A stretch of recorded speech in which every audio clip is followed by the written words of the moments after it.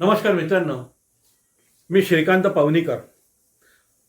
कथासागरच्या 5व्या भागामध्ये आपलं सर्वांचं स्वागत आहे. मित्रांनो, मौर्य वंशाचा ज्यावेळेस आपण इतिहास ज्यावेळेस आपण बघतो त्यावेळेस आपल्या वाचनामध्ये दोन नावं हे प्रामुख्याने येतात. ते आहे बिंबिसार आणि बिंदुसार. हे दोन्ही नावं हे जवळपास सारखं असल्यामुळे अनेकांचा असा गैरसमज असा झालेला आहे की बिंदुसार आणि बिंबिसार ह्या दोन्ही व्यक्ती ह्या एकच आहेत आणि त्यामुळे काही प्रमाणामध्ये थोडासा गोंधळ याच्यामध्ये उडतो. मित्रांनो, बिंबिसार आणि बिंदुसार ह्या दोन्ही व्यक्ती एकच नाहीत. बिंबिसार जो आहे हा इसवी सन पूर्व 6व्या शतकामध्ये झाला आणि बिंदुसार जो आहे चंद्रगुप्त मौर्याचा मुलगा जो होता हा 3ऱ्या आणि 4थ्या शतकामध्ये झाला. मगधचा इतिहास जो आहे हे मगध साम्राज्य हे कोणी स्थापन केलं? हे मगध साम्राज्य जे आहे चंद्रगुप्त मौर्य चाणक्य याचा विस्तार केला नंतर ही बाब वेगळी, पण सर्वप्रथम मगध साम्राज्य हे कोणी स्थापन केलं? मित्रांनो, राजा भाटिया जो आहे यांनी या हर्यक वंशाची स्थापना केली आणि ह्या हर्यक वंशाची स्थापना केल्यानंतर त्यांनी या मगधची स्थापना केली, याची पायाभरणी केली. काही गावं एकत्रित केले, त्याला तटबंदी केली त्याला, आणि तटबंदी केल्यानंतर हे मगध साम्राज्य हे उभं झालं, हे याची पायाभरणी केली. हे प्रादेशिक साम्राज्य होतं हे, आणि याच्यावरती जे आहे राजा भाटिया हा तिथला पहिला राजा जो होता आणि याचा मुलगा हा बिंबिसार हा दुसरा राजा होता. आपला वडिलांचं राज्य बघून आणि न्यायनिवाडा बघून बिंबिसारला आपण राजा होण्याची इच्छा अशी झाली आणि त्यांनी राजा भाटियाची हत्या केली आणि त्याच्यानंतर बिंबिसार हा आपल्या राज्यावरती बसला. बिंबिसार याने अनेक लग्न केलीत, प्रामुख्याने 4 लग्न त्याच्यामध्ये अतिशय प्रसिद्ध आहेत आणि त्यांनी बिंबिसारने कुठल्याही प्रकारचं युद्ध न करता, फारसे युद्ध न करता, केवळ लग्नाच्या माध्यमातून आपल्या राज्याला त्याने आपले अनेक राज्य या मगधला जोडले. याच्यामध्ये नालंद आहे, याच्यामध्ये उज्जैन आहे, याच्यामध्ये अंगदेश आहे, याच्यामध्ये मद्रदेश आहे, याच्यामध्ये वैशाली आहे. अशी अनेक राजकन्याशी, तिथल्या प्रादेशिक राजकन्याशी या बिंबिसारने विवाह केले आणि आपला साम्राज्याचा प्रचंड असा विस्तार त्यांनी केला. वैशालीची राजकन्या जी लिच्छवी घराण्याची महाराणी होती गणराज्याची, तिच्याशी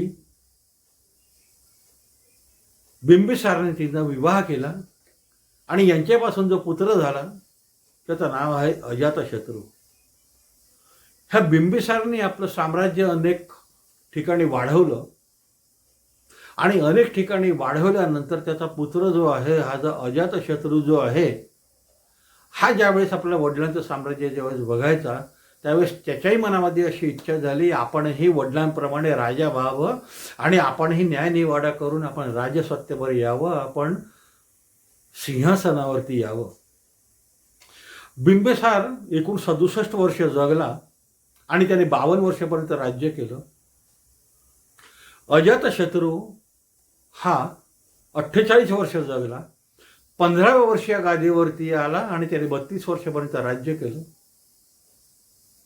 आणि बिंबिसार याचं राज्य करताना बघून याच्यामध्ये ईर्ष्या जागृत झाली, आपण बघावं. आणि एका धर्मगुरूच्या माध्यमातून एका धर्मगुरूच्या म्हणण्यामध्ये आला आणि धर्मगुरूच्या म्हणण्यामध्ये आल्यानंतर त्यांनी आपल्या वडिलांच्या हत्येच्या कट कारस्थानाचा एक प्लॅन ज्याला म्हणतात अशा प्रकारे योजना आखली आणि बिंबिसारच्या हत्येच्या कटामध्ये अजातशत्रूंनी म्हणजे त्याच्या मुलांनी प्रमुख भूमिका निभावली आणि बिंबिसारला तुरुंगामध्ये टाकलं. आणि बिंबिसारला तुरुंगामध्ये टाकल्यानंतर त्याला हातकड्यामध्ये जखडलं त्याला, आणि हातकड्यामध्ये जखडल्यानंतर त्याला अक्षरशः त्याला मारलं. आता अजातशत्रूने आपल्या वडिलाला कसं मारलं? त्याला तलवारीने मारलं नाही, त्याला भाल्याने मारलं नाही, कुठल्या युद्धामध्ये मारलं नाही, त्याला अन्नातून विष देऊन त्याला मारलं नाही, तर एका मुलाने आपल्या वडिलांची हत्या जी आहे उपाशी ठेवून केलं. बिंबिसारला तुरुंगामध्ये साखळदंडामध्ये झकडलं असताना त्याला कुठलंही अन्न पाणी त्याला दिलेलं नाही आणि त्यामुळे बिंबिसारची प्रकृतीही खालावली.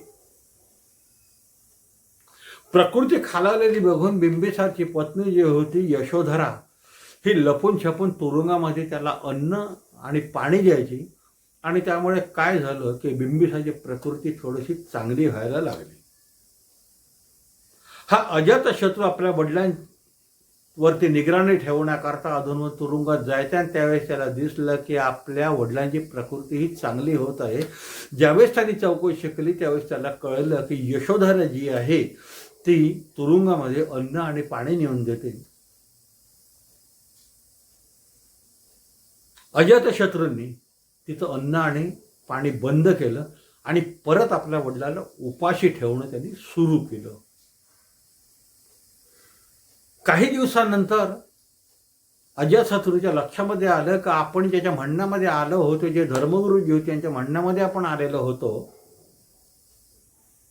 ते आपण ओघूच आलो आणि आता पश्चाताप त्याला झाला. आपण आपल्या वडिलांना तुरुंगात टाकलं त्याचा त्याला प्रचंड पश्चाताप झाला त्याला आणि आपल्या वडिलांना तुरुंगातून सोडवण्याकरता एक दिवस ते साखळदंड तोडण्याकरता कुऱ्हाडीने तोडण्याकरता त्याने एक कुऱ्हाड घेतलेला खांद्यावर ठेवली आणि तुरुंगाच्या दिशेने तो निघाला.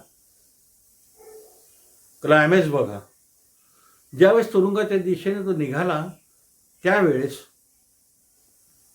बिंबिसार पोटामध्ये कुठलंही अन्न पाणी हे नसल्यामुळे डोळे किलकिले करून तो कारागृहाच्या भिंतीकडे बघत होता. समोर कुऱ्हाड घेऊन हा अजातशत्रू त्याच्याकडे झपझप पावलं टाकत येत होता. इथे बिंबिसारला असं वाटलं की कुऱ्हाड घेऊन माझा मुलगा जो आहे माझी हत्या करण्याकरता येत आहे. आता तो माझ्या शरीराचे 2 तुकडे करणार, माझं मस्तक उडवणार आणि त्यामुळे मी जिवंत राहणार नाही अशी कल्पना बिंबिसारच्या मनामध्ये आली आणि त्याच क्षणाला त्यांनी प्राण सोडले आणि तिथेच निश्चित पडून गेला. अजातशत्रू ज्यावेळेस कुऱ्हाड घेऊन बिंबिसार जवळ आला आणि त्यांनी साखळदंडावरती 2, 3, 4, 5 असे घाव मारले, साखळदंड तोडले, आपल्या वडिलांना मुक्त केलं.